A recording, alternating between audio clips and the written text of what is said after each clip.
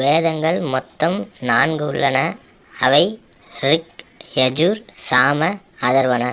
இதில் ரிக் முன்வேத காலத்தையும், யசுர், சாம, அதர்வண ஆகியவை பின்வேத காலத்தையும் சார்ந்தவை.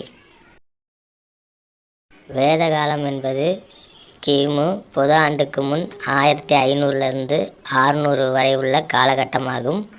வேதங்கள் என்பதிலிருந்து இப்பெயர் பெற்றது.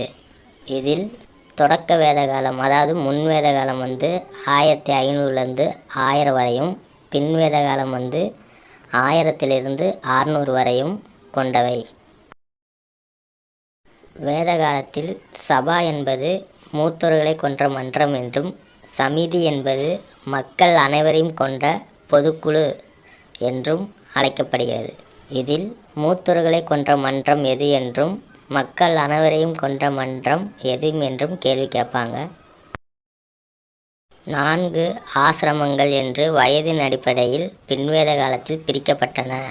அவை பிரம்மச்சரியம் என்பது மாணவ பருவம், கிரகஸ்தம் என்பது திருமண வாழ்க்கையில் உள்ள பருவம், வனப்பிரஸ்தம் என்பது காடுகளுக்கு சென்று தவம் செய்தல், சந்நியாசம் என்பது வீடு பேறு அடைவதற்கான துறவற வாழ்க்கை மேற்கொள்ளல். அழித்து எரித்து சாகுபடி செய்யும் வேளாண் முறை என்பது மரங்கள் மற்றும் செடி கொடிகள் அனைத்தும் வெட்டப்பட்டு எரிக்கப்படும். அந்நிலத்தில் குறுகிய காலகட்டத்திற்கு வேளாண்மை செய்து அதன் பின் அந்நிலம் கைவிடப்படும். பின்னர் மக்கள் மற்றொரு இடத்தில் இதே போன்று வேளாண்மை செய்ய தொடங்குவர்.